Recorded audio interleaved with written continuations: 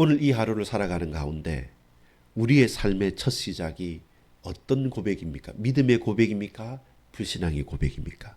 그 가운데 저와 여러분 그럼에도 불구하고 은혜를 선택할 수 있는 말 그대로 하나님의 은혜가 오늘 이 현장에 충만하게 드러나기를 소망합니다. 아버지 하나님 감사합니다.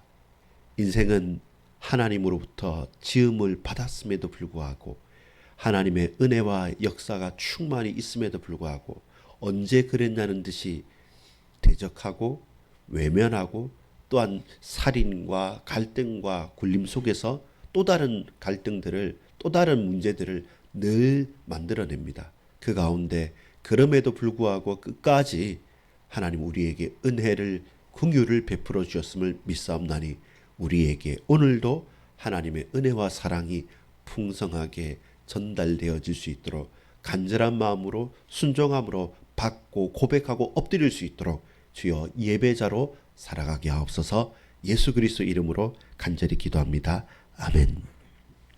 여러분 오늘 2026년 1월 7일 수요일입니다. 한 주간에 또 중간을 또 지나가게 됩니다. 어떻게 사셨습니까? 예배자로 사셨습니까? 아니면 참 인생의 시작이 무엇인지 깊이 묵상하고 있습니까? 빛이 있으라 하셨을 때 빛이 있었고 보시기에 좋았다라고 말씀한 것처럼 우리 인생과 우리의 고백이 우리가 같이 고백하고 있는 창세기 말씀처럼 하나씩 하나씩 기쁨으로 충만케 되어집니까? 문제는 이 창세기라는 성경은 그 인간의 창조에서부터 시작은 하지만 세상의 시작 창조부터 하지만 문제는 오늘처럼 죄의 시작도 나왔던 것이고요.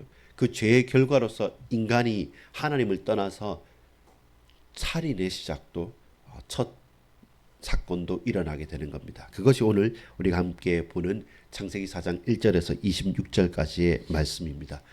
어떤 이유였습니까? 제목이죠. 왜 분노합니까?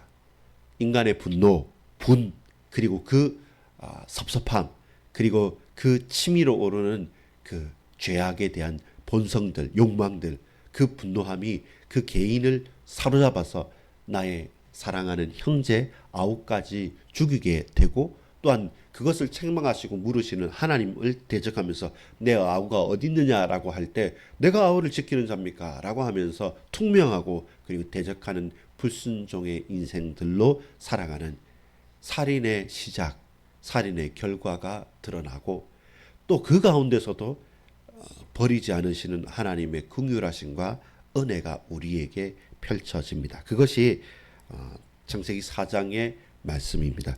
내용 자체가 길고 많습니다. 우리 본문에 봤던 것처럼. 그런데 몇 가지를 한번 중요하게 생각해 보면 먼저 볼 것이 있습니다. 가인이 누구냐? 가인은 아담과 하와가 낳은 첫 아들이죠. 장자죠. 그것처럼 이스라엘 선민의 의식을 깨어버리는 게 없습니다. 근데 가인을 얻었을 때 말 그대로 가인의 이름이 무엇입니까? 득남하였다. 얻었다. 그럼에도 불구하고 하나님께서 생명을 우리에게 주셨다라고 했기 때문에 얻었다, 다 얻었다 이 뜻이에요. 여자의 후손 했기 때문에 아담과 하와에게 있어서는 그럼에도 불구하고 우리가 하나님의 낙원에서 에덴에서 쫓겨났지 않습니까? 근데 잉태하는 고통 가운데서 득남하고 얻었기 때문에 다시 이를 통해서 얻을 수 있었다는 희망을 가졌을 수 있습니다. 그래서 가인을 통해서 다시 회복하지 않을까라는 의미이기 때문에 가인의 이름처럼 다 얻었다, 득남했다 이렇게 이름을 지을 수 있었을 것 같아요. 근데 문제는 뭡니까? 그들이 볼 때 아담과 하와가 볼 때 다시금 회복할 주인공인 득남한 얻은 가인은 나중에 어떻게 됩니까? 살인자가 돼요. 근데 갑자기 가인에서 끝날 줄 알았는데 다음에 또 아들이 또 낳는 겁니다. 이상하다. 가인만으로 충분할 건데 또 아이가 낳은데 그 아이는 무엇입니까? 아벨. 사실은 빈 공허, 허무 이런 것이 없다라는 것입니다. 공기 이런 뜻이죠. 그래서 이게 어떤 일이지? 야, 갑자기 생겼네라고 할 정도로 아벨 해서 아담과 하와에게 있어서 이 자손들 또는 후대들이라는 부분들도 그렇게 분명하게 어떤 의미를 가진 수는 없는 것 같아요. 있는 그대로 아담은 이름을 지었겠죠. 그 소망을 담아서. 근데 첫 번째 가인에게 큰 소망이 있었죠. 하나님 그럼에도 불구하고 주셨다, 득남했다, 다 얻었다라는 이름에 붙였으니까요. 문제는 어떻습니까? 아, 가인은 농사를 지었고 아벨은 육축 그러니까 목축을 하게 된 것이죠. 그러면 여기에서 약간 몇 가지 해석이 있습니다. 왜 아벨의 제사는 받으시고 가인의 제사는 받지 않았냐? 또 히브리서의 말씀을 또한 연결해서 그 제물이 증거하였다라고 해서 그 제물이 양이었기 때문에 혹은 짐승이었기 때문에 피제사였기 때문에 받았고 또 반대로 그 곡식 제사는 희생 제사가 아니기 때문에 그렇다라고 할 수 있지만 그것도 그 이후의 해석일 수 있습니다. 왜냐하면 첫 번째 난제가 되는 것은 이때는 희생 제사에 규례가 없었다는 겁니다. 규례가 없었다는 것이고 또 그것이 자신에게 주어진 부분에 대해서 예물을 드리는 것이기 때문에 꼭 그때서부터 어떤 이유가 있어서 항상 나에게 가죽 옷을 지어 입혔고 피를 흘렸기 때문에 피제사를 지내야 된다. 이렇게 보기는 사실 좀 약한 부분이 있습니다. 다만 우리가 해석할 수 있는 후대 해석 가운데 피제사가 중요한 것을 알 수는 있겠죠. 자, 요거까지만 생각해 보고 근데 더 분명한 것은 뭐냐면 본문을 통해서 볼 수 있습니다. 본문을 통해서 보면 어떻습니까? 네가 선을 행하면 어찌 낯을 들지 못하겠느냐. 가인의 제사는 선으로 한 제사는 아닌 것이죠. 적어도 아벨은 자기의 중심과 선하게 하나님께 드렸던 제사라고 한다면 하나님께서는 가인의 제사를 받지 않은 것은 가인이 제사는 드렸으나 그는 악하게 혹은 선하지 않게 제사를 지냈던 것을 알기 때문에 받지 않은 것이었죠.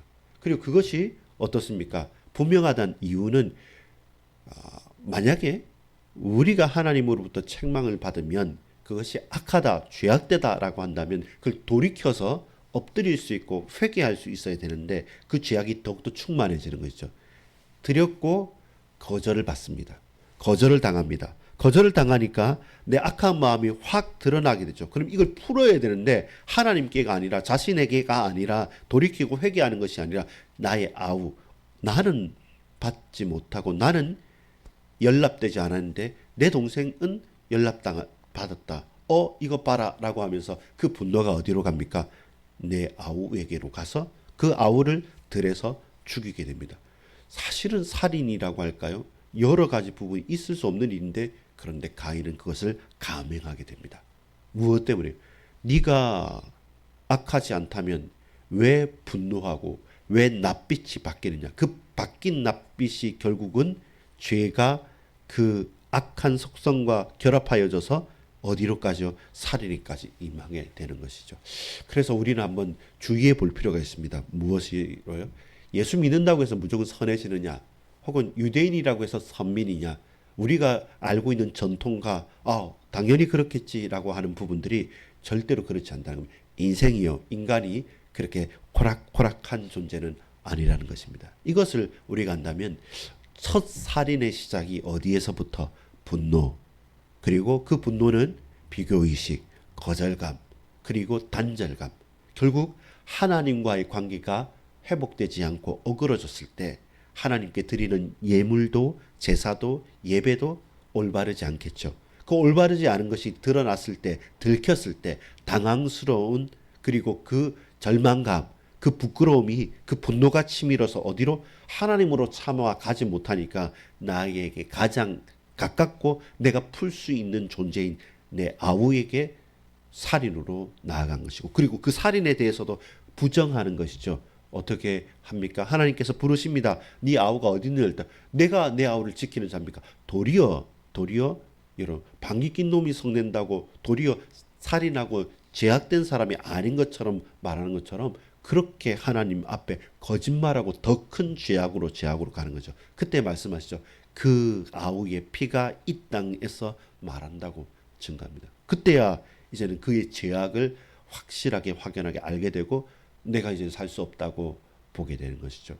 이 모든 일련의 사건들을 볼 때 여러분 죄의 결과가 결국에는 형제 살해까지로 살인까지로 나가고 그것에 단초가 되는 것은 사실 별것 아닌 근본 중심은 본질적이지만 사건 자체는 내가 거저감이라는 것이죠. 그게 꼭 살인을 해야 되냐? 그렇지 않은 것도 인생에 있어서 큰 문제로 작용한다는 것입니다. 여러분, 이게 저와 여러분이 만만치 않은 것이죠. 우리의 삶을 살아가고 첫 인간인 아담과 하와가 하나님 앞에서 뱀의 유혹에서 넘어졌죠. 두 번째 자녀들의 때부터 또 살인이 일어났습니다. 이게 단순한 부분이 아니라니까요.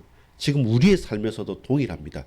우리가 확신을 가지고 감사함으로 살아야 되지만 그러나 하나님께서 저와 여러분을 일거수일투족 지켜주지 않으시면 우리의 대표자, 인류의 대표자 가장 지혜로웠던 그 사람과 그 하나님과 동행하고 하나님 음성을 직접 들었던 그들도 하나님 앞에서 무너질 수밖에 없는데 오늘 우리의 삶에는 이 말씀과 그리고 하나님의 음성을 순종하겠다는 믿음의 결단과 은혜 속에서 매 순간순간이 영적으로 깨어 있음이 필요한 것이 바로 그것입니다. 절대로 이만하면 됐다, 섰다, 난 괜찮다라는 자만과 교만은 패망의 선봉이 되어줄 수밖에 없습니다. 살인의 시작입니다. 그 결과는 두렵고도 무섭습니다. 근데 가인이 하나님께 말하는 거죠. 가인조차도 대표자고 그 후손과 그 인간이란 형상이라는 것은 하나님께서 지키신 존재들입니다. 그리고 이 땅을 다스릴 수 있도록 위임하신 존재들이기 때문에 그 후손들이 그 능력이 갑자기 없어지는 것은 아닙니다. 분명히 능력도 있고 힘도 있는 사람들입니다. 그래서 각각의 문명과 그 후손들은 분명히 확산되어지고 분명히 발전합니다. 문제는 좋은 쪽은 아니죠. 인간이 봤을 때는 문명이 발달하는 쪽이지만 하나님이 보실 때는 언약과는 상관없는 쪽으로 그러면서 그 후손에 결국 이후에 라멕 23절에 보면 라멕이 나오죠. 아내를 두 명이나 취하고 그러면서 떠벌리듯이 말하는 겁니다. 내 아내들이여 다 들으라. 당신 남편은 능력 있다, 힘 있다. 왜? 나를 괴롭히는 사람, 나를 상처 입히는 사람, 내게 큰 고통을 준 사람 나는 죽여버렸다. 나는 없애버렸다. 그러니까 나는 힘세다는 겁니다. 나는 라멕이다는 겁니다. 누가 뭐 벌 내리면 벌 내려봐. 가인에게 있었던 그 벌이 7배라면 나는 70배다. 77배다. 나는 따따블이다. 라고 떠버릴 만큼 인간의 타락과 죄의 관영함이 확산되어지는 거죠. 여러분, 제어할 수 없는 악함이라는 것은 너무나도 위협적인 것입니다. 그 가운데 이제 마지막으로 볼 것이 무엇입니까? 죄의 결과와 그 부분들 그리고 그 가운데 그럼에도 불구하고 우리에게 나타난 은혜는 무엇입니까? 25절 이후에 있는 것이죠. 아담이 다시 하와와 동침하여 하나님께서 아들을 주셨는데 그는 셋인 것이죠. 다시 주셨다. 대신 다른 씨를 주셨다는 셋을 얻게 됩니다. 그리고 중요한 것이 무엇입니까? 여러분 26절 볼까요? 셋도 아들을 낳고 그의 이름을 에노스라 하였으며 그때 사람들이 비로소 여호와의 이름을 불렀더라. 가인과 아벨의 후손 그리고 우리 인류의 방향들을 한번 생각해 볼 수 있습니다. 여러분 왜 세상과 갈등하고 세상과 본질적으로 부딪히냐면 결국 세상은 가인의 길로 걸어갑니다.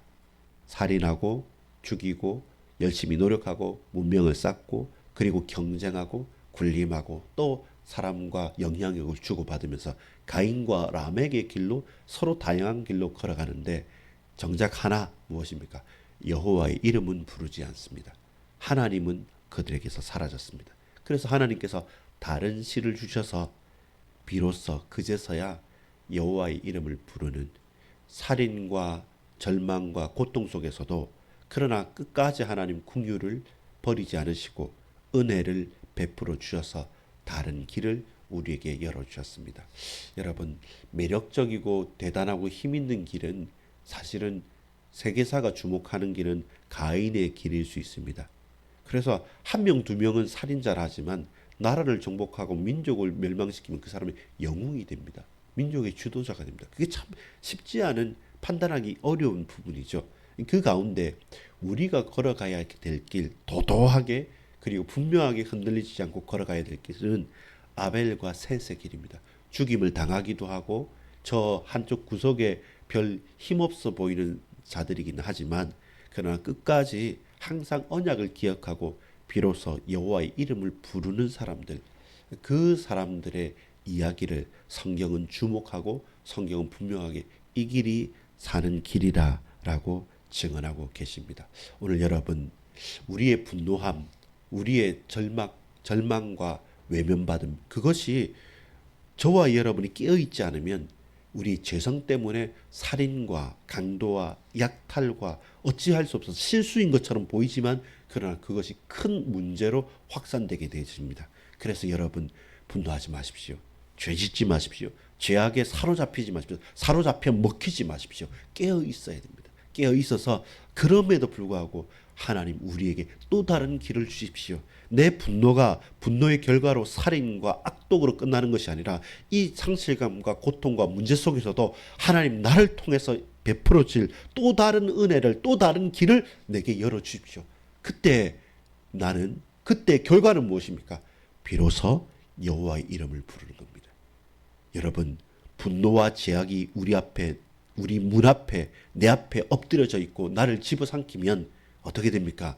처음에는 얼굴만 울그락불그락 되는 거죠. 나중에는 그것이 살인이 되어지고 나중에는 하나님을 대적해서 하나님의 부르짖음, 하나님의 말씀 가운데 투명하게 나 모른다고 내가 아우를 지키는 자입니까? 이렇게 말하는데 여러분 돌이켜야 됩니다.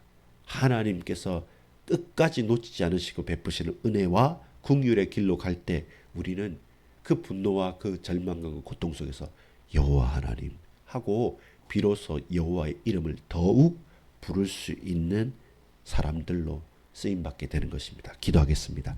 아버지 하나님, 우리가 누구입니까?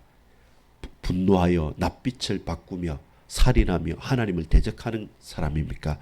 아니면 그럼에도 불구하고 고통과 환난과 절망과 문제 속에서도 그럼에도 불구하고 하나님의 부르심을 붙들고 여호와의 이름을 부르는 자입니까?